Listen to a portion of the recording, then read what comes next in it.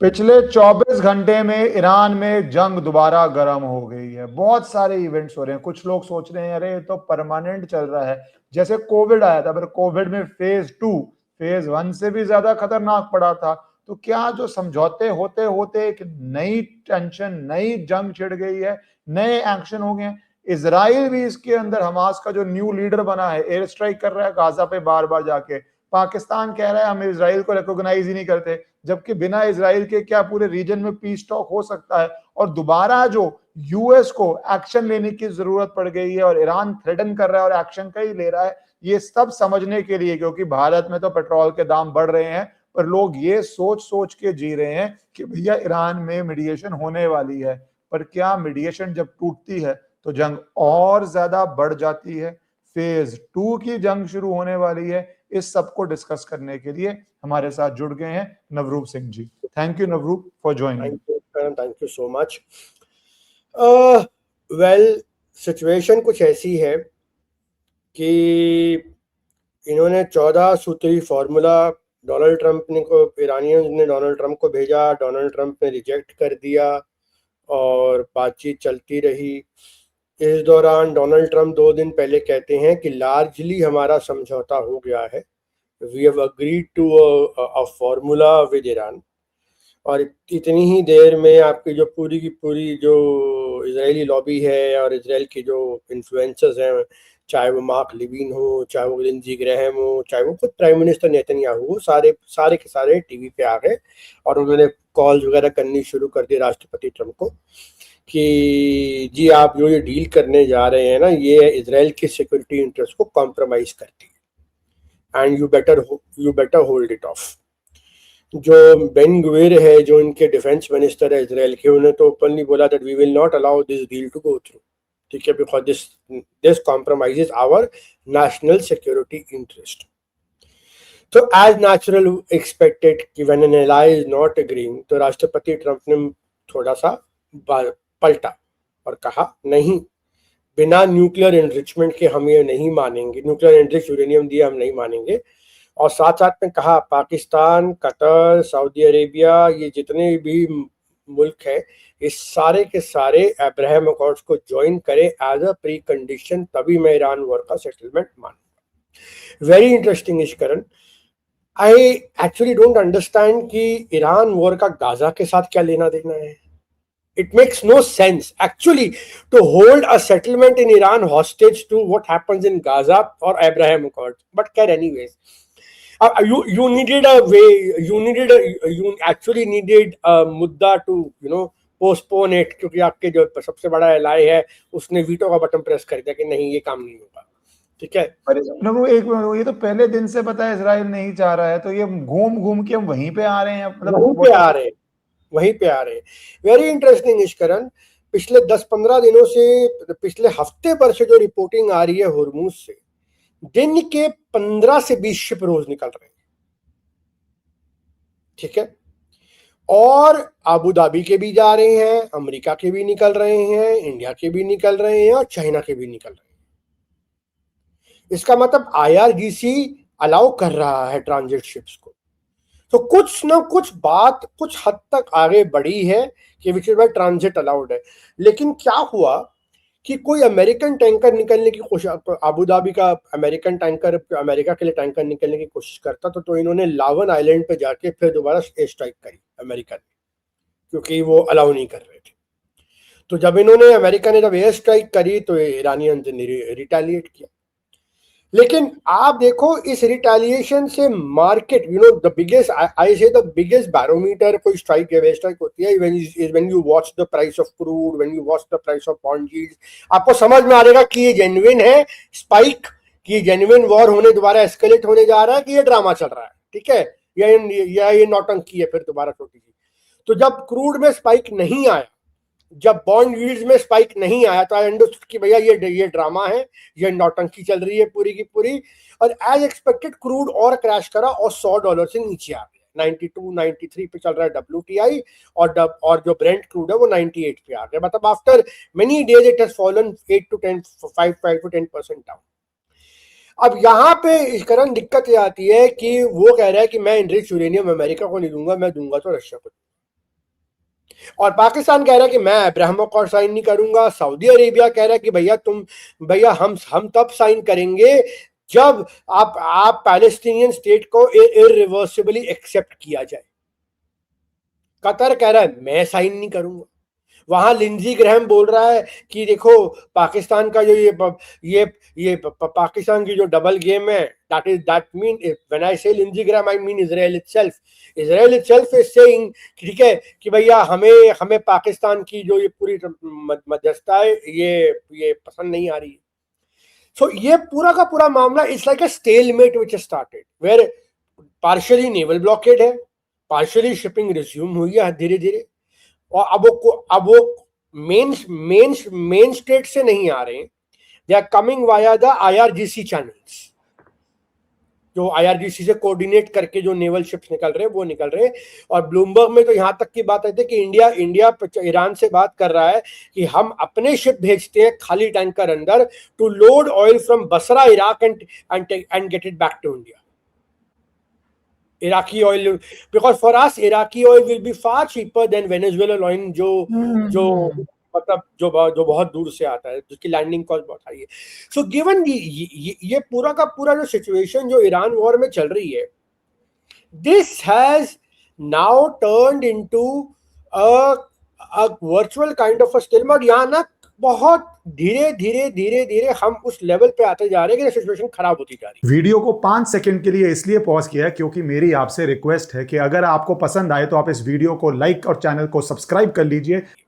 प्रभु, मैं इस पे मैं ये कहना चाहूंगा, चीज पे बड़ी चीज हुई है, क्योंकि जब ट्रंप ने अब्राहम अकॉर्ड्स की बात की, आपने इजराइल कवर कर दिया, आपने बोला कि पाकिस्तान का रिएक्शन क्या है, पर मैं पढ़ना चाहूंगा पाकिस्तान का रिएक्शन, क्योंकि पाकिस्तान का डिफेंस मिनिस्टर ख्वाजा आसिफ कहता है कि पाकिस्तान ये अकॉर्ड्स नहीं ज्वाइन करेगा क्योंकि ये क्लैश करते हैं हमारे फंडामेंटल आइडियोलॉजीज के साथ, और हम प्री 1967 बिना बॉर्डर्स वाली पैलेस्टीन स्टेट के, जिसमें ईस्ट जेरूसलम कैपिटल होगा, 67 की बात हो रही है, उसके बिना हम मानेंगे नहीं।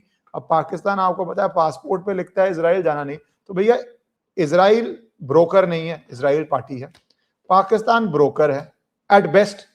अब ब्रोकर कहता है मैं पार्टी के मानूंगा नहीं, ठीक है, तो भाई, और चल क्या रहा है। और दूसरा, इस पे इजराइल को जब बार बार पाकिस्तान अटैक कर रहा है वर्बली या फोरम्स पे, तो इजराइल की अब कैपेसिटी तो नहीं है नई जंग लड़ने की, मेरे अनुसार, आप बताइएगा है या नहीं है। तो पाकिस्तान अपने आप को क्यों इजराइल के रडार पे इस तरह ला रहा है, क्योंकि इजराइल तो पहले भी स्टेटमेंट दे चुका है। तो दोनों बातों को प्लीज जरा इसको डिकोड कीजिए, क्योंकि इसका भारत पे बहुत प्रभाव पड़ेगा। ईरान तो एक लॉन्ग फॉर्म चल ही रहा है। हाँ करेक्ट। देखो क्या हो रहा है कि पाकिस्तान का जो पाकिस्तान की मुनीर की जो ब्रोकरेज की जो पूरी की पूरी गेम थी ना कि हम बीच में मध्यस्थता करेंगे, मुनीर को एज अ ब्रोकर घुसाने वाला बीच में है सऊदी अरेबिया, मुनीर को एज अ ब्रोकर पे बैकिंग करने वाला है चाइना कि तू बैठ के इसमें ब्रोकरेज कर, ठीक है। उनके ब्लेसिंग्स के बिना ये ब्रोकरेज नहीं होती। दूसरी चीज, पाकिस्तान जो है हिस्सा बना हुआ है सऊदी, तुर्की और इजिप्ट के साथ, जो स्टेप अलायंस, पेस्ट अलायंस, जिसको जो मुझे जैसे मर्जी बोलना है बोल लो, और एक न्यूक्लियर म्यूचुअल डिफेंस एग्रीमेंट किया, और ये बोला हम इसको एक्सटेंड करेंगे, हम सब चीजें करेंगे। सो पाकिस्तान एक अलग ही एक्सिस में चला गया है, मिडिल ईस्टर्न एक्सिस अलायंस का एक हिस्सा बन गया है, जो एक सुन्नी इस्लामिक नीटो एक्सिस है, kind of what you can say, जिसमें न्यूक्लियर डेटरेंस पावर बुक भी है पाकिस्तान की, जो बन रही है, बना नहीं है, बन रहा है अभी, which is actually a threat to Israel. अगर आप देखा जाए, नफ्ताली बेनेट से लेके यहूद बराक से लेके जो इजरायली प्राइम मिनिस्टर है, उन्होंने ओपनली बोला है कि टर्की इज नेक्स्ट ईरान, ठीक है, वो तो ओपनली बोल चुके हैं। So if Turkey is next Iran, and if Erdogan's Turkey want to expand and create a neo-Ottoman kind of an empire in the Middle East, parts of Syria, parts of Iraq, even down to Tigris River and Euphrates, then this is going to lead to an inevitable clash with Israel. And if Pakistan is going to be part of this axis. It is going to run into with this axis, which is why I say आज पाकिस्तान के लोग smile कर रहे हैं, सारे वो उनके channel वाले कह रहे हैं देखो हमने इंडिया को पिछाड़ दिया, हमारी कितनी बड़ी तूती बोल रही है, हमारा तो पूरा यही हो गया जी, हमें तो स्ट्रेटेजिक वो अमेरिका हवा दे रहा है। लेकिन तुम किस पचड़े में फंसने जा रहे हो? And mark my words, Israel will come after Turkey, is because that is an expansionist power. It is going to come after Pakistan because it is a lone nuclear state और पाकिस्तान का denuclearization होगा और वहां पे India will play a very critical role in the years ahead along with Israel. तो पाकिस्तान की जो पूरी की पूरी पाकिस्तान की जो पूरी कवादत है जो उसने चालू करी है कि अपने आप को as a South Asian country होते हुए अपने आप को मिडिल ईस्ट के वॉर में घुसा दे रहा है। I think this is the most biggest strategic blunder and lack of foresight by Pakistani military कि कुछ डॉलर्स के लिए अमेरिका के, कुछ एड के लिए, कुछ सऊदी से सस्ते तेल के लिए, ईरान से गैस के लिए उन्होंने अपने आप को बीच में घुसा दिया है। और एक चीज देखो, पहला रेपरकशन ऑलरेडी आ चुका है। यूएई जैसे जो उन्होंने ना खाली लोन वापस लिया $3.5 बिलियन का, बट शिया पाकिस्तानी को वो रिपैट्रिएट कर रहे हैं। मतलब ये इंपॉर्टेंट है थोड़ा इसको एक्सपैंड करना, शियास के ऊपर क्यों एक्शन शुरू हो गया यूएई में? क्योंकि what has happened कि it is being reported that a lot of Shia that Pakistan has the largest Shia population after Iran, okay, 40 million or something, I don't know, 4 million something ऐसे कुछ है। अब ये population, इसमें तो बहुत सारे शिया एक्सपेट्रिएट्स रहते थे, दुबई में काम करते थे, जो वहां रहते थे, बिकॉज माइनॉरिटी है Sunni, unlike Sunni minority, Shias are not treated on par in Pakistan. तो अब वो ये दुबई में रहते थे और दुबई से ये लोग फ्लाई करके तेहरान जाते थे बिकॉज इनकी एफिनिटी होती थी as a Shia country. So UAE का ये मानना है कि इनमें से बहुत सारे ईरान के मुखबिर थे, इनमें से बहुत सारे ईरान के, इरानियन रिजीम के और आईआरजीसी को पैसा भेजते थे और असला तक पहुंचाते थे। तो अगर ये पैसा दे रहे हैं, अगर ये असला पहुंचा रहे हैं, तो I was reading a very fascinating article today which came in financial times, ठीक है, which says Iran used UAE network for military gear. Can you believe it? And I'm surprised कि इसको ज़्यादा टेंशन नहीं मिली क्योंकि you will. So which was the network which was funding and providing military arms from Dubai all the way into Iran? It had to be Shias, ठीक है, and it had to be Pakistanis. So around 75,000 people are being deported. 75,000. Yes, that is the quantum. And these are small countries. Indian context में मत लेना आपके 75,000, जैसे India में 75,000 तो बहुत बड़ा नंबर है, बट यहाँ तो अच्छा खासा नंबर है। मतलब इस पे डॉक्यूमेंट्रीज है बकायदा, इस पे लोगों के इंटरव्यूज आए हैं जहां पे लोगों के चेहरे ब्लैक एंड आउट है, पाकिस्तानी शिया वो टीवी पे आके बता रहे हैं कि हमें डिपोर्ट किया जा रहा है। यूएई की मैंने फॉरेन मिनिस्ट्री से पूछा था, सो दे रिफ्यूज टू कमेंट कि भाई वो क्यों निकाल रहे हैं। बट आज आप फाइनेंशियल टाइम्स का रिपोर्ट पढ़ो कि वो ये लोग बैठ के आम सप्लाई कर रहे हैं यूएई से इराक को, यूएई पे मारने के लिए। तो चल क्या रहा था? तो now you realise the web is, this is so deceitful play which is going over here यार। मतलब यहाँ पे विच इज वैसे पाकिस्तान ने अपने आप को इंसर्ट करके अपनी यूएई के साथ रिलेशनशिप खराब करी, अपने रेमिटेंसेस खराब करी। अब वो सऊदी अरेबिया में घुस गया है। कल को Saudi Arabia gets into a clash with Israel, Saudi Arabia gets into a clash with Iran, Saudi Arabia gets into a clash with Turkey. तो हमें याद रखना पड़ेगा आज तो ये अलायंस बन रहे हैं, स्टेप अलायंस में, पेस्ट अलायंस में, but the Saudi monarchy has always been against Muslim Brotherhood, which is the core of Turkish state. Turkey.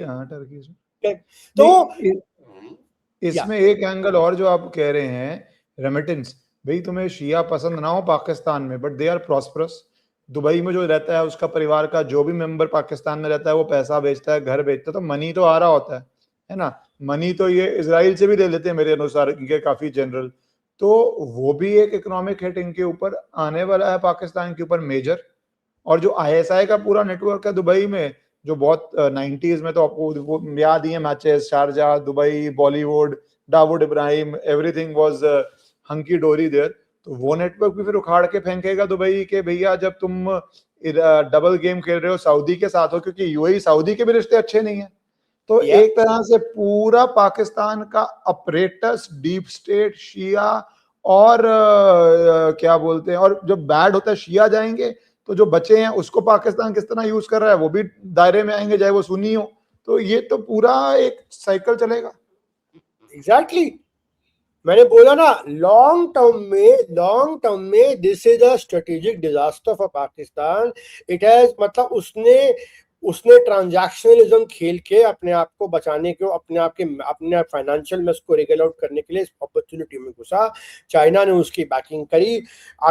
And very interestingly ये वही चाइना है जो ईरान से तेल भी ले रहा है, और ये वही चाइना है जो पाकिस्तान के साथ, पाकिस्तान की, आई थिंक पाकिस्तान का प्राइम मिनिस्टर गया है शायद वहां पे विजिट करने के लिए बीजिंग में, जहां पे इन्होंने वो स्टेटमेंट जारी करी है जहां पे देव टॉक्ड अबाउट कि भाई, जहां पे इन्होंने इंडिया के कश्मीर को लेके मुद्दा छेड़ा है यूएन मैं पढ़ देता सिक्योरिटी हूँ कि both sides are saying reiterated opposition to any unilateral actions and reaffirmed the significance of maintaining peace and stability in South Asia and resolving all outstanding disputes through dialogue and diplomacy. Pakistani side briefed the Chinese side on the latest developments of the situation in Jammu Kashmir. Chinese side reiterated Jammu Kashmir dispute is left over from history and will go to UN Charter, etc. दो बातें, unilateral actions, ये operation सिंदूर से इनकी भैया अच्छी खासी फटी पड़ी है। यूनिलैटरल एक्शन ना हो जाए, वो तो है यूनिलैटरल एक्शन हो जाए। और ये इनका actually, and if you remember, China के किसी मिलिट्री जनरल का किसी पब्लिकेशन में बड़ा इम्पोर्टेंट एक वो आया है, क्या कहते हैं, एडमिशन आया कि उन्होंने ऑपरेशन सिंदूर में मदद करी थी पाकिस्तान की। ओपन एडमिशन हुआ है। ऊपर एंड अबव ये स्टेटमेंट है, इस स्टेटमेंट की एमईए ने बहुत सिवियर डिनाउंसमेंट करी है कि भाई ये जो है हमारे इंटरनल अफेयर्स में है और हमारा बायलैटरल इशू है, जो भी है, we will settle with Pakistan, there is no scope for China to intervene in this. ठीक है, so which is a very interesting thing, because यहाँ पे इन्होंने ना खाली ट्रांस बॉर्डर वाटर रिसोर्सेज पर भी बात करी।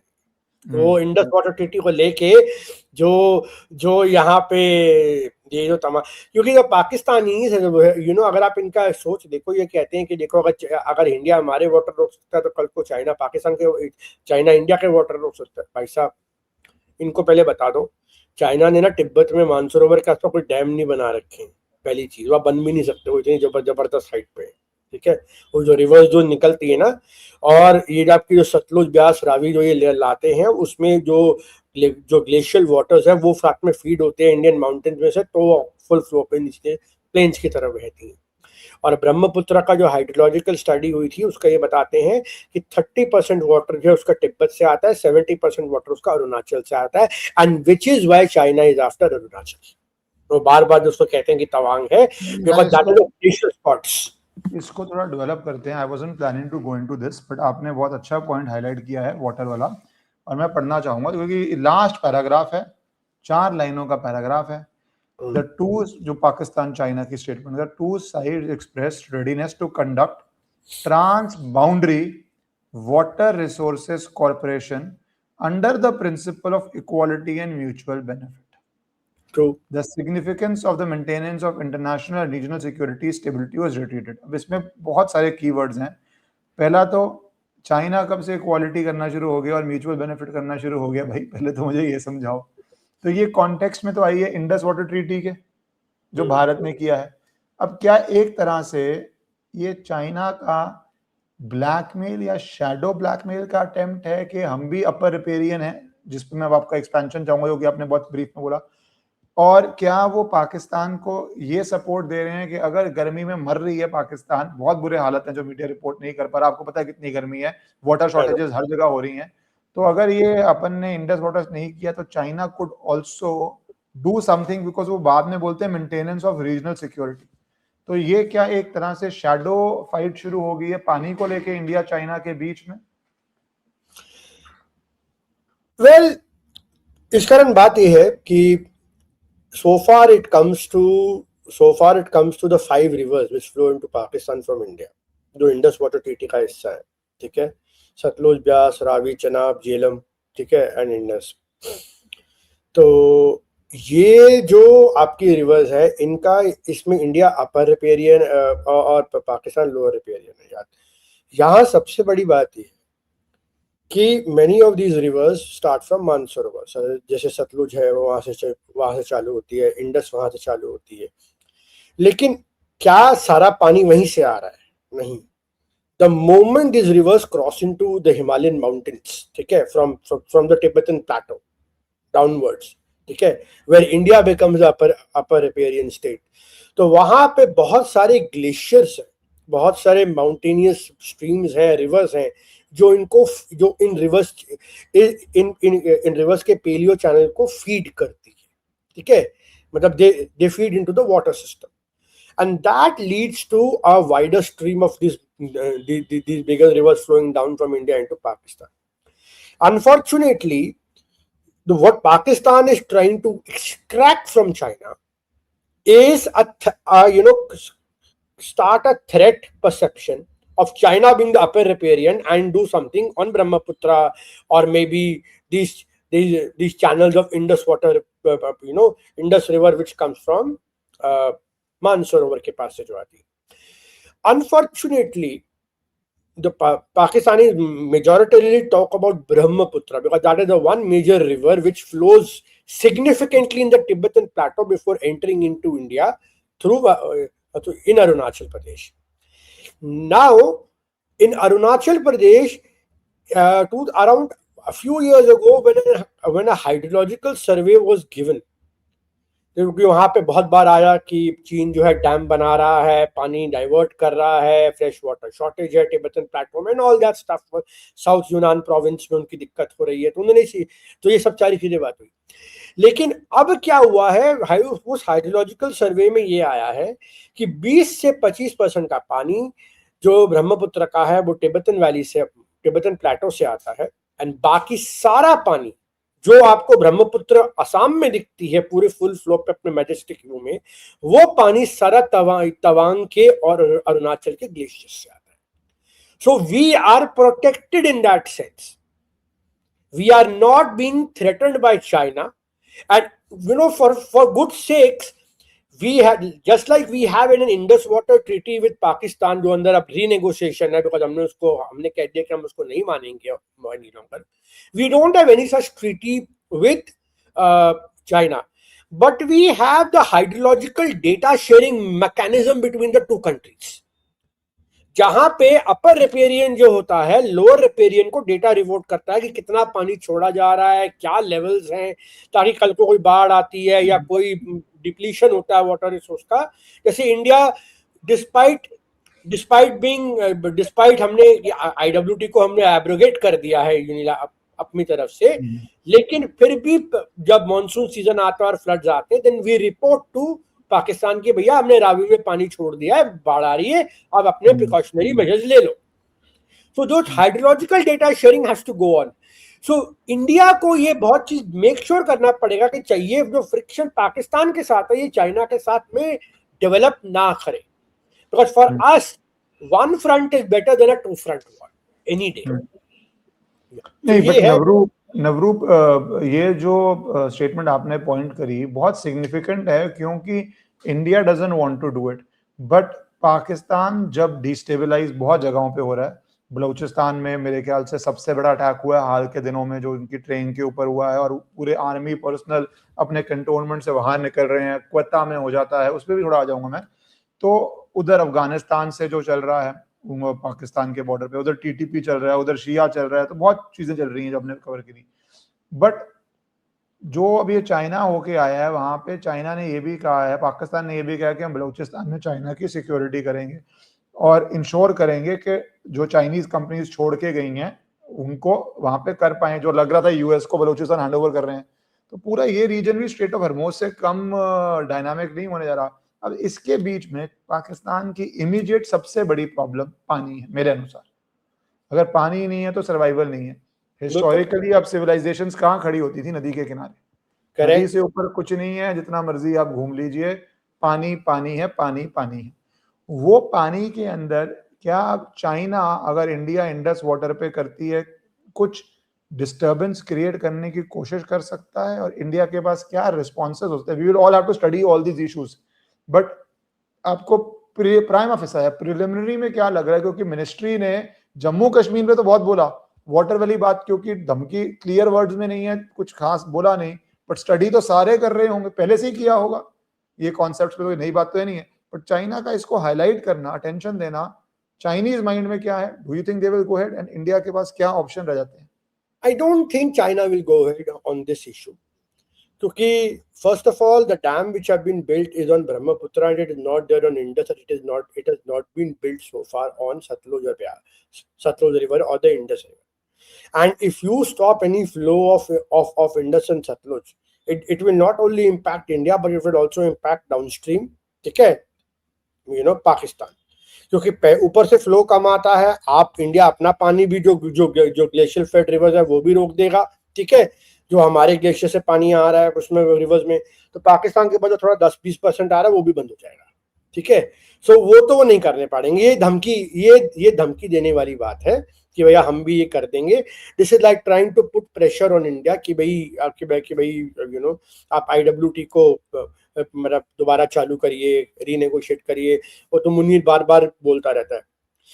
बट इस कारण आपने बहुत फंडामेंटली इंटरेस्टिंग पॉइंट रेज किया, जो आपने बोला कि जैसे बलोचिस्तान में चल रहा है, और जैसे हमने देखा कि जाफर एक्सप्रेस पे फिर दोबारा हमला हुआ, ठीक है, BLA के द्वारा 2-3 दिन पहले की बात है, तकरीबन 20 से 30 सोल्जर्स मारे गए, एंड वो उसमें पाकिस्तानी मिलिट्री की मूवमेंट हो रही थी उस ट्रेन में जब उसको अटैक किया गया। इसको मेडिकल इमरजेंसी डिक्लेयर कर दिया गया है। क्वेता में कहा जा रहा है कि अब 100 से ऊपर लोगों की डेथ हो चुकी है और नंबर्स बढ़ रहे हैं, और एक्सक्लूसिवली आर्मी के लोग थे, और PM शहबाज शरीफ कहता है ये कावर्डली अटैक है, टेररिज्म की हम हंट डाउन कर देंगे, और पाकिस्तानी अथॉरिटीज ब्लेम कर रही हैं किसको?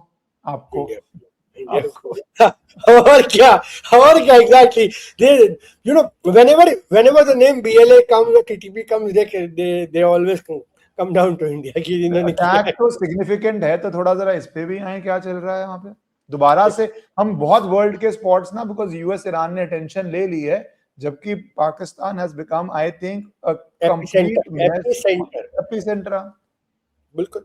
तो अब यहाँ पे जो देखो, पता है क्या है, बलोचिस्तान में, यहाँ पे Balochistan I call it a Tinder box, क्योंकि यहाँ पे ना खाली आप मजीद ब्रिगेड का किस्सा है, बट और बलोची रेबल्स भी हैं, और ट्राइब्स है, बलोची ट्राइब्स हैं, साथ में यहाँ पे जांदुला जैसे ग्रुप है जिसको हम जैश अल-अदल बोलते हैं, जो सुन्नी ग्रुप है, जो शिया ईरान में जाके हमला करते हैं, ठीक है, जिसको CIA और बाकी मोसाद भी रिक्रूट करता है कभी कभार करवाने के लिए प्रॉक्सी के तौर पे। Very interestingly you have TTP in the tribal areas, Phata area में, एंड जो अफगानिस्तान है वहाँ पे इन लोगों का चल रहा है, वहाँ पे ये कांदाहार सेक्शन, जो कांदाहार फैक्शन जो है आपका, जो इनके जो प्रधानमंत्री, मैं नाम भूल रहा हूँ कौन है, तालिबान के, और जो हकानी नेटवर्क है सिराजुद्दीन हकानी के साथ, जो काबुल वाला फैक्शन है, Kabul mean by Kabul I also mean by extension Jalalabad in Pakistan, ठीक है। तो ये पूरा का पूरा ये एरिया जो है, ये पूरी बॉर्डर बेल्ट है, ईरान, अफगानिस्तान, पाकिस्तान, बलोचिस्तान की पूरी बॉर्डर बेल्ट एक्टिव है। यहाँ पे ISKP भी ऑपरेट कर रहा है, या अलकायदा के भी स्लीपर सेल्स हैं, या TTP भी है, या यहाँ वो भी, यहाँ जो है मतलब बलोची रेबल्स भी हैं।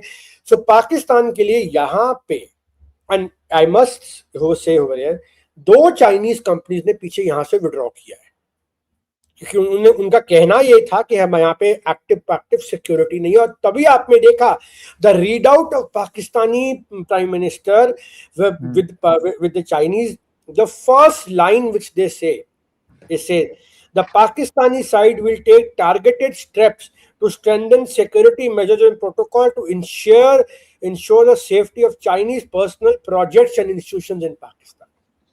Now this is very critical. This means CPEC का जो पूरा का पूरा ग्वादर का जो प्रोजेक्ट है, जो पूरा जो रेकोडिक माइन के बगल से होते हुए जो पूरा हाईवे जा रहा है, जो पूरी पाइपलाइन जा रही है, वहां पे चाइनीज इंडियंस पे आए दिन BLA हमला करता, आए दिन, ठीक है। तो ये वहां पे, और ये पूरा का पूरा इनके लिए एक एक्चुअली हेडेक बन चुका है, and it is bound to happen, it is bound to go ahead. ये आगे जाके अभी और बढ़ेगा, बिकॉज इनके इंटरनली इनके अंदर जो वो बरेलवी के जो तहरीके लबाब पार्टी है, जिसको उन्होंने बैन कर रखा है, वो भी है, वो तमाशा है। Then you have Imran Khan, ठीक है, जो जेल में बैठा है, ठीक है, जिंदा है, टाइगर जिंदा नहीं उनका, ठीक है, जिसकी वो 0 बार आया, वो ड्रॉप साइट ने वो 0 जो पूरा डॉक्यूमेंट था वो कि भाई जो तख्ता पलट किया गया अमेरिका में, अमेरिका के द्वारा डोनाल्ड लू असिस्टेंट सेक्रेटरी ऑफ स्टेट, जो उसने पाकिस्तानी मिनिस्टर को बोला, okay, which is very interesting. मैं ड्रॉप साइट का मैं उस पर बिकॉज आपको रीजनल डायनेमिक समझ में आएगा why Pakistan has become an epicentre.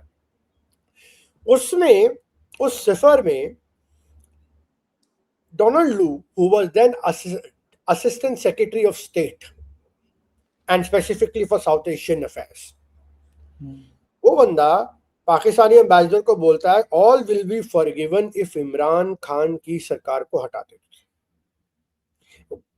सबसे बड़ा सिन क्या था? सिन ये था कि वो आदमी 24 फरवरी 2022 को मॉस्को में लैंड कर रहा था और वहां रशियन फोर्सेस जो है उसके मार रही थी यूक्रेन के अंदर, and that was seen as an act of defiance।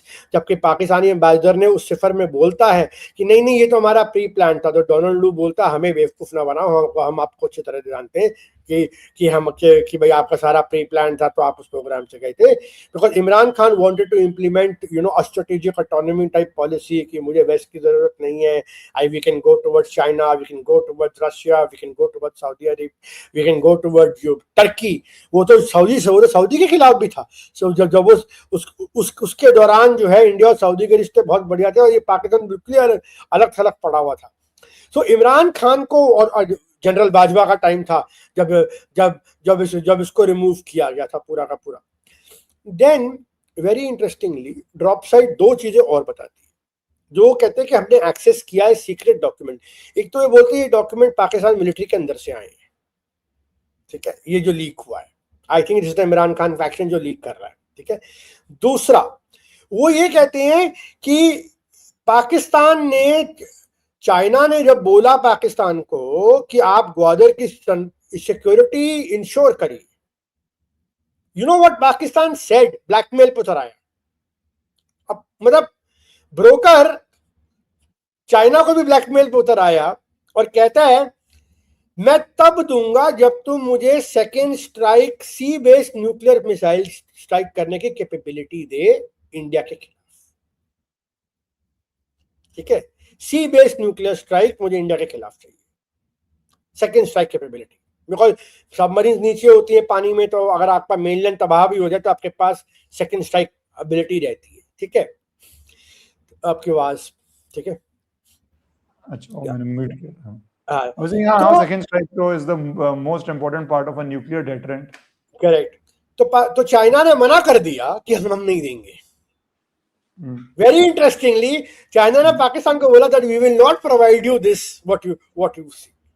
तो एक तो वो मतलब मिलिट्री खुद ब्लैकमेल कर रही है चाइना को, पाकिस्तानी मिलिट्री, कि भाई वो कह रहे कि ग्वादर में प्रोटेक्ट करो, तो कहते नहीं पहले तू हमें ये दे, वो कहते हम नहीं देंगे। तीसरी चीज बहुत इंपॉर्टेंट है, जहां पे ड्रॉप साइट का वो आर्टिकल बहुत ओपनली कहता है कि द रिकॉर्ड प्रोवाइड्स कि secretary of state Marco Rubio और पेंटागन और ट्रंप व्हाइट हाउस में बहुत जबरदस्त क्लैश हुआ था पाकिस्तान के ऊपर internally, which shows that the Secretary of State said, Marco Rubio said to Pentagon and CIA officials कि पाकिस्तान के साथ दोबारा उस स्ट्रेटेजिक पार्टनरशिप में घुसना इस रीजन में will have detrimental or effects on our relationship with India, which is pivotal to counter China economically and strategically. And two, Pakistan's nature of double cross ठीक है, which we have always felt, we हमने Osama bin Laden से लेके सब कुछ देखा, will come back to haunt us once again, and we are doing the same mistake again. But guess what? Pentagon, that is the military commanders, and the CIA prevailed over Secretary of State and got the Pakistani strategic partnership revived with America. And this shows the tilt in the White House, which is why आप देखो JD वांस इस्लामाबाद जाता है Tehran पे बात करने के लिए, और मार्को रूबियो को इंडिया भेजा जाता है स्मूदन आउट करने के लिए. तो ये जो मैसेजिंग थी, ये बहुत डेलिबरेट मैसेजिंग चल रही है, जबकि उसमें और बहुत सारे फैक्टर्स है कि मार्को रूबियो को 2028 की इलेक्शन लड़नी है, उनको इंडियन अमेरिकन वोट बैंक भी चाहिए, वो बहुत क्रिटिकल है, so he can not afford to lose it. ठीक है, आई थिंक ये वाला एंगल लोग डिस्कस नहीं कर रहे ज्यादा कि मार्को रूबियो आज की डेट में, शुरू में JD Vance was the favourite to be the Republican nominee, आज लोग कह रहे हैं Marco Rubio is the favourite. जो भी हो, इन दोनों के बीच में लड़ाई होनी है, क्योंकि दो बड़ी पोस्ट यही है, सेक्रेटरी ऑफ स्टेट और वाइस प्रेसिडेंट, और दोनों के पीछे ऑलमोस्ट सिमिलर सी बैकिंग है in the sense of money, IT, tech, वो दोनों ने मैनेज किया हुआ. जेडी वैंस का थोड़ा ज्यादा दिखता है पेपर पे, पर मार्को रूबियो ने भी उतना ही मैनेज किया हुआ है. तो लड़ाई तो इन दोनों के पीछे होनी है फॉर रिपब्लिकन नॉमिनेशन, जो पहली लड़ाई है, ठीक है, और इसी बारी होनी है. तो Marco Rubio was also in a sense chosen a side, पर जेडी वैंस भी भारत आया था. तो वो मतलब ये पूरा दोनों मैनेज करके चल रहे हैं in a very fragile Trump world. और ये मैनेजमेंट बहुत तेज होगी 26 के एंड होते होते, जब इनको 27 के मिड में या 28 के शुरू में अपने कैंपेन्स लॉन्च करने पड़ेंगे. Exactly. And I will not be surprised if we have a Vance Rubio or a Rubio Vance ticket for Republicans combined together, for president and vice president for the next. मैं नहीं agree करता. इन दोनों से जो जीतेगा ना, दोनों एक दूसरे को रख के एडिशनल वोट्स क्या लाते हैं. एक है, Vance brings the tech lobby, ठीक है, Peter Thiel and company. Rubio comes from Florida, Trump state, ठीक है.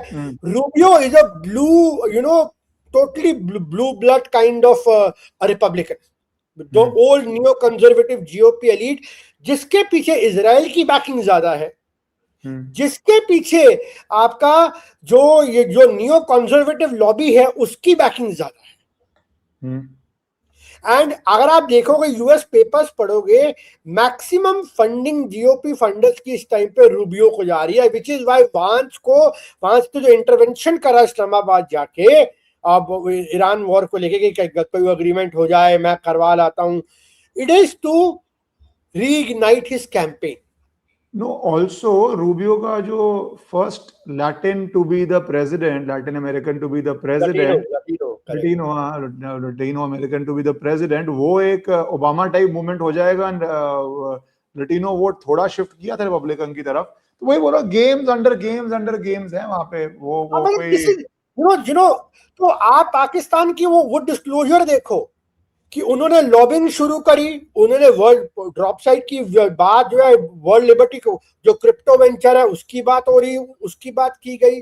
सिफर में कैसे तख्ता पलट किया गया.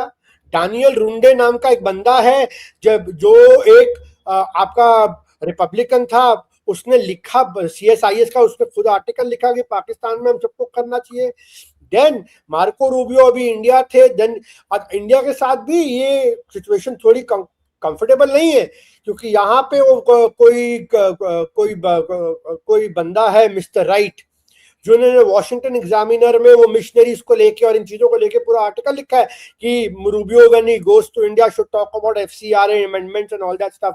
सो ये जब पूरा इंटरप्ले चल रहा है ना वॉशिंगटन, दिल्ली और इस्लामाबाद के बीच में, जो पूरा का पूरा जो अलाइनमेंट चेंज हुए, no doubt the visit of mister Rubio was critical, Quad was critical, but Quad की जो रेलेवेंस है वो कहां बची है, that's the point. Except for declaration.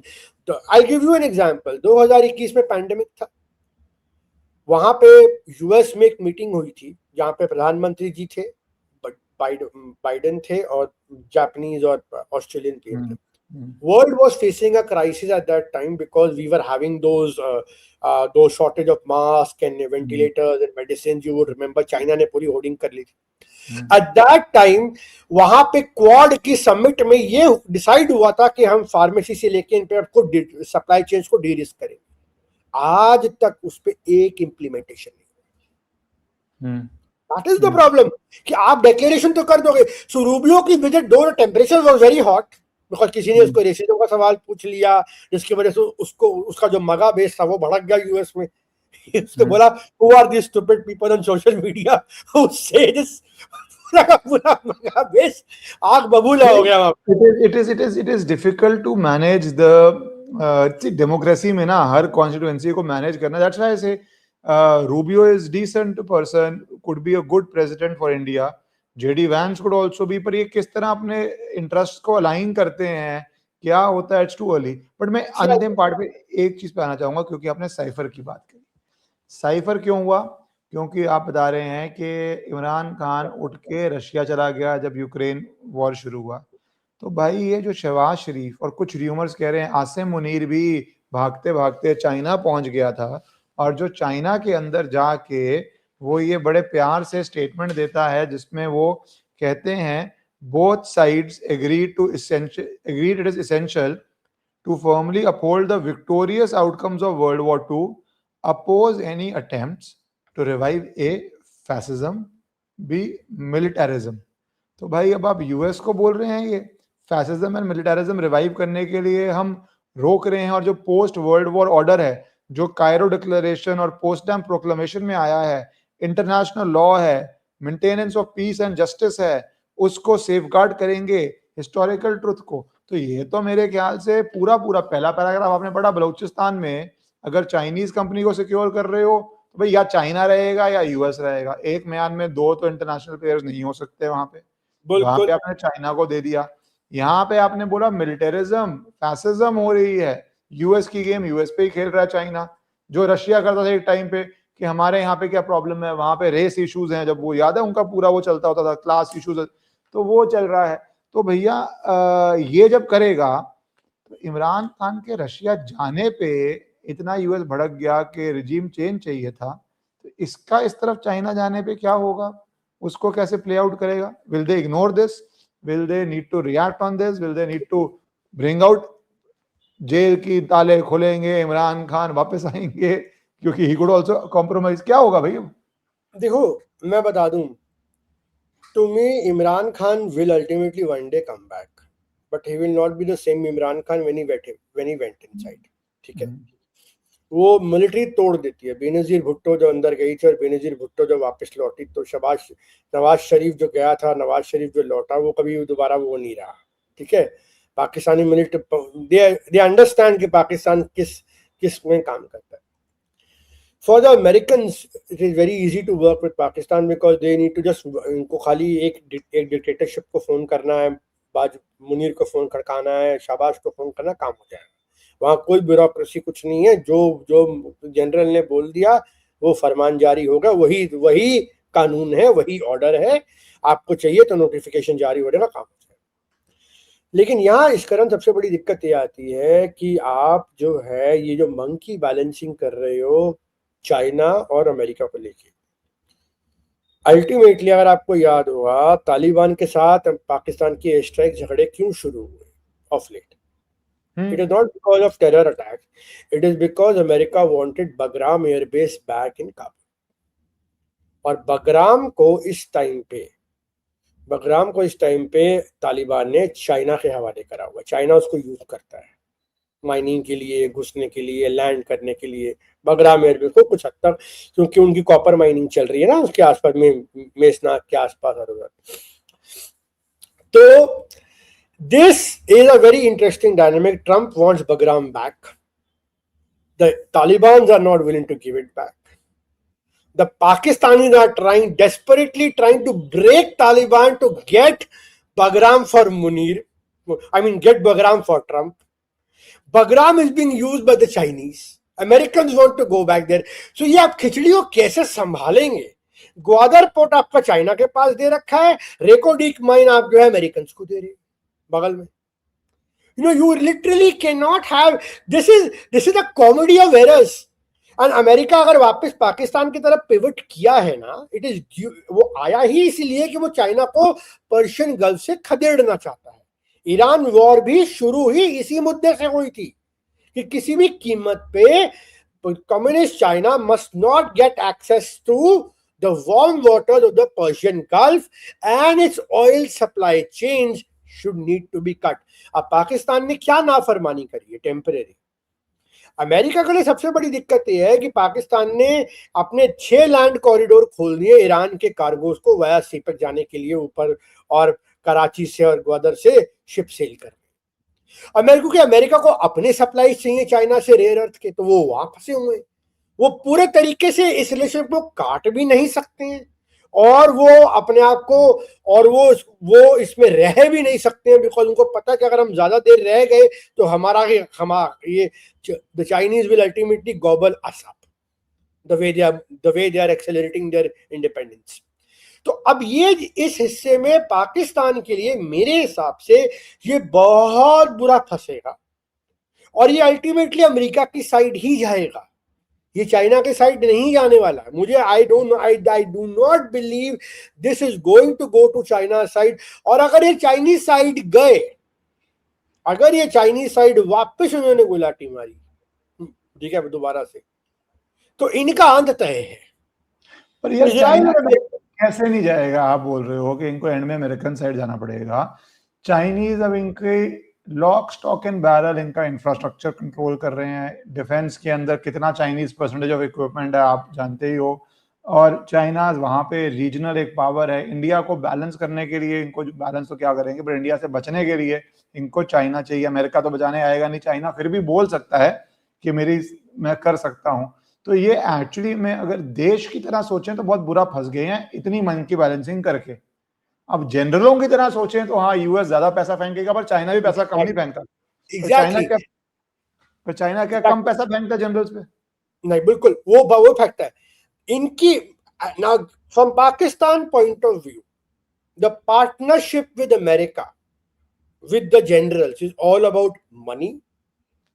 It is about real estate.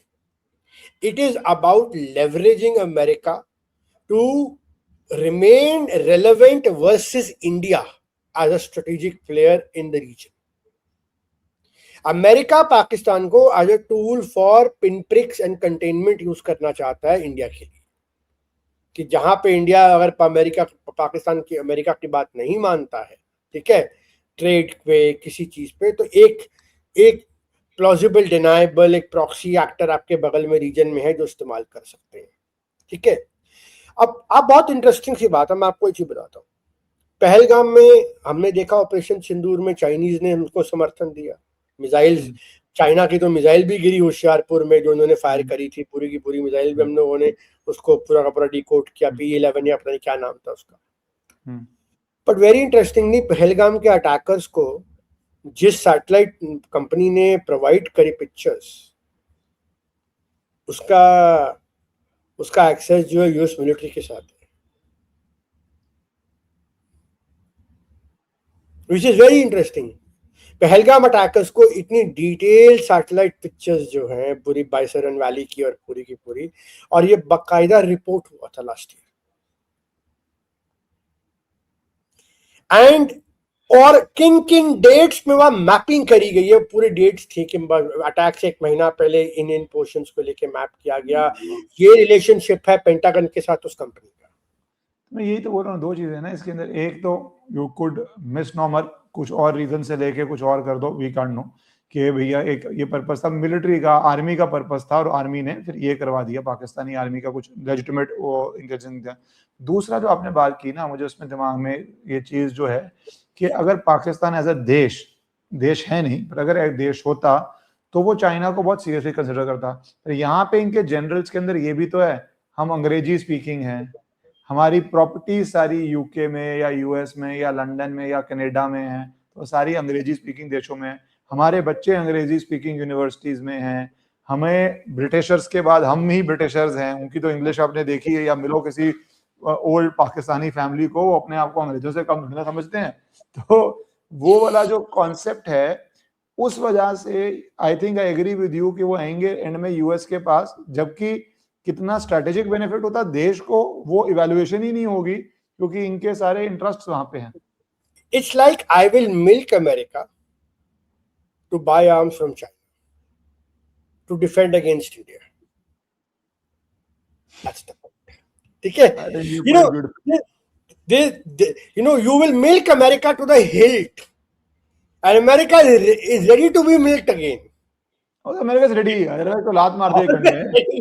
ठीक है, सो ये, लेकिन अमेरिका के लिए कितना फॉस्टियन बार्गेन है, मतलब you are losing out on the world's fourth largest economy, you are losing out on a strategic partner which is probably going to be the next rising power on the continent, ठीक है, Asian continent after China. मैं India की बात कर रहा हूँ यार। I don't think नवरूप के यूएस विल लूज आउट। वो अभी अपनी सारी, मुझे लगता है ये Trump era is era of chaos. इनकी जो असल पॉलिसीज आएंगी ना, अब जब ये बोलेंगे ट्रम्प था चला गया, अब देन दे विल 27 28 जिनको 8-8 साल हैं, यंग करियर्स हैं, चाहे रूबियो हो, चाहे वैंस हो, चाहे डेमोक्रेट आए, बाइडन भी हो, ये जो नए यंग लोग होंगे जिनके 10 20 30 साल के करियर्स हैं, मुझे लगता है, मेरा रीडिंग है, आई रियली होप रिकैलिब्रेशन हो, आई एम लिटरली होपिंग कि रिकैलिब्रेशन हो और थोड़ी अकल, थोड़ी समझ में आए यार, दैट बाइडन वाज वेरी, देखो जो मर्जी करो, Biden administration gave for 4 years, it did not object to you buying the Russian oil at all, because उनको क्या पड़ी थी, there the idea was कि India should keep buying Russian oil so that the market remains stable, inflation ना हो, दिक्कत ना हो, world economy तबाह ना हो। they were engineered कि हाँ हमारी ये प्रॉक्सी बैटल चलती रहेंगी यूक्रेन में, इधर उधर जगहों में, ये छोटा मोटा हम आपस में लड़ते रहेंगे, लेकिन लार्जर कॉन्टेक्स्ट पे डिसरप्शन ना हो ग्लोबल इकोनॉमी को। Here what we are looking is कि छोटी बैटल तो छोड़ो, हम पूरा का पूरा विश्व युद्ध चला देंगे, ठीक है, टेक्निकली मिनी युद्ध चला दिया है, पूरी ग्लोबल इकोनॉमी पे और चला दी है यार इन लोगों ने। So this we live in a very strange world. I really hope कि मिड टर्म्स तक आते हैं तो थोड़ी सेंस अमेरिकन्स में उनके इलेक्ट्रोड में वापस आएगी क्या। We live in interesting world, तभी जियोपॉलिटिक्स इतना डिस्कस करने में मजा आ रहा है। अगर स्टेबल सेन वर्ल्ड होता तो इतनी चेंजेस नहीं होती, इतना हम डिस्कस नहीं Absolutely. All right, thank you Navroop so much for your time and covering all these new dynamics. My pleasure.